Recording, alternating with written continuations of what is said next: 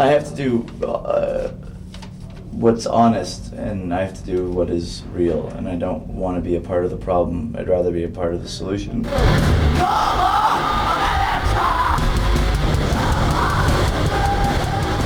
Okay, my name is Rich Jones, and I play guitar in Amen.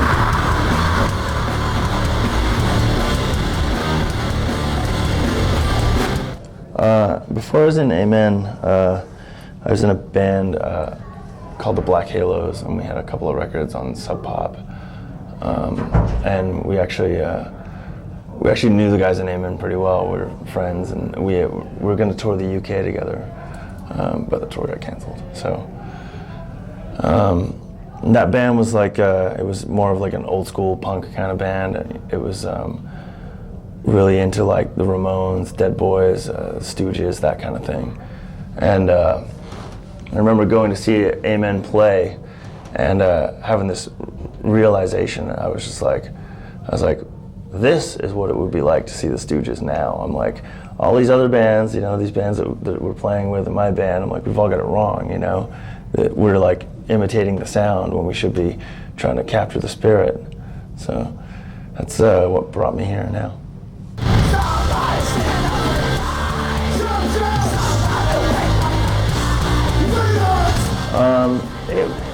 Yeah, I mean, it wasn't easy, but we had the one good thing that came out of everything that's happened in the band. I mean, we had a lot of hard times with no record deal and financial problems and people walking away from the band. Not just band members, but you know, business people, managers, that kind of thing. The one good thing that came out of it, though, was that we got people to join the band who were joining when we had nothing. They joined because they believed in the band and in the music, and so they had the right spirit, you know, behind what they were doing.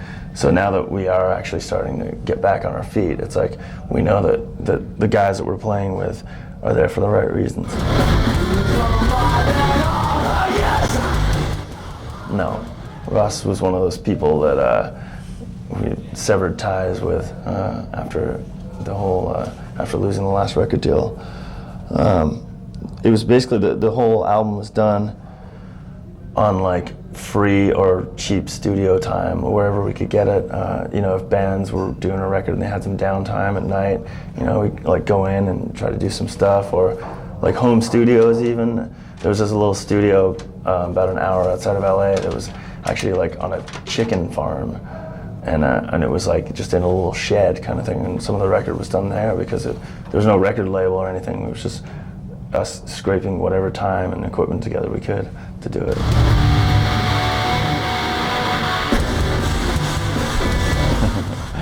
It was pretty amazing. It was pretty intimidating at first because I have so much respect for them, and I've been a fan of them for years, since I was a kid. And the very first show we played, we were in Cleveland, Ohio, and hello.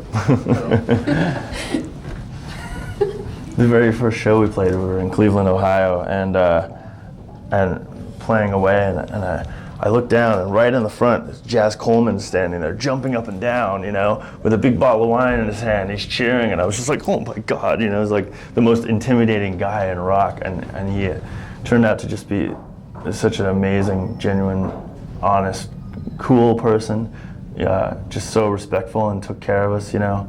And when he didn't need to, you know, the guy's a music legend, you know, all those guys are, and they treated us with just total dignity. And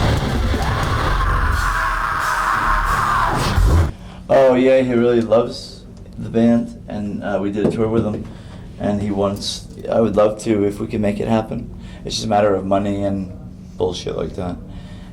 He wants us to go and he wants to do a duet and all this stuff. It was amazing. Yeah, he wants to take us to Prague and have us do some like, yeah, sort of an Amen Killing Joke collaboration. Yeah. We'll see if it ever happens. We'd love to. Yeah, I mean, it's just a matter drop of him money. a hat. Yeah. Yeah, you know, we don't have any money. Yeah. The free music campaign was something we started after we didn't have a record deal, and there was a lot of fans that started a petition, the Save Amen petition and tried to help us get our album back and stuff like that from Virgin. And we were really we were overwhelmed by this sort of the show of support from people. And we wanted to do something to, like, as a thank you, because there hadn't been any new music in a long time, and who knew when there was going to be any. And we had all this stuff, and we thought, let's just put up songs online, give them away with magazines and whatever, and just give away music, because that's ultimately what it's about. Is sharing music with people. It's not about the business. It's about the interaction between people, and it worked really well. For us, I mean. It really sort of, we felt like people really appreciated it. And when we went over and toured in the UK, there was a lot of people that had their own burned CDs of all the songs, and they made covers and stuff like that. And I thought it was really cool. So it's something we're going to try to do. We're doing it again right now on our website, and we're going to try to keep it going in the future. Because I think that you can still, just because you're giving away music on the internet, it doesn't mean that people aren't going to want to, buy your records and come to your shows and be loyal to the band. So I think that the record companies have it all wrong. They've got it backwards.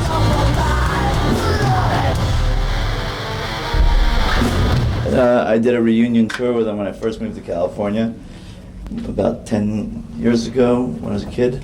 They were a band that I was really into, and I played with the original Christian Death with Rozz Williams, who I thought was a legend. He was like the Jim Morrison of goth. So. And he was a legend, so it was an honor to play. I just did a reunion tour with him, but that was it. On the live, did you play bass? Yeah, bass. Okay. And what memory do you keep from Rozz? Rozz became one of my best friends, and he was another example of a punk rock casualty, and somebody that everybody fucking used. And he wasn't the person that everybody thought. Everybody thought that he was some sort of messiah, sort of a person, and he was a really, really kind and intelligent person. And when he made that album, Only Theater and Pain, you got to think he was like a 16-year-old, and those lyrics were genius. And the guy was like a genius. People ripped off Perry Farrell and Trent Reznor. All those people were very, very, very that they all acknowledged that.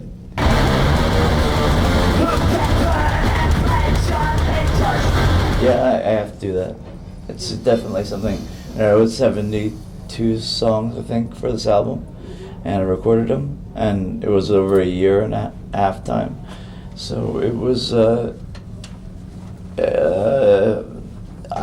it's a lifestyle. This isn't really a band, I live it, and I don't want to become famous or rich or anything like that. That's not the purpose of this band. The purpose is to connect and do something for the human spirit, and not do what 90% of American bands do, which is rip off their audience and con people and completely fucking insult the world by being an American citizen. And I feel that, like when we play, we're like going to do a tour of England, and most bands do like 1 or 2 shows of England, American bands, and because they hate it, because the food, they don't like the food, and the weather sucks, and it's cold, and it's such an inconvenience. We're gonna do like 20 shows. We want to play fucking everywhere, and when we come here, we want to play as many shows as we can. And we want to play. That's why my main prerogative has always been playing in Europe, because this is more of a European mind band. It's not Americans. It's not a part of American society. This is a total outlaw band in that scheme.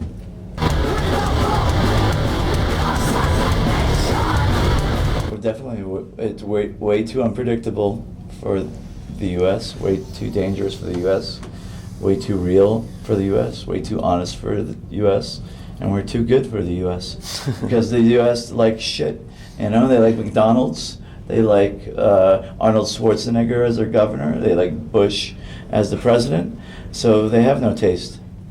So yeah. And And once you And they say- probably don't even know who Iggy Pop is.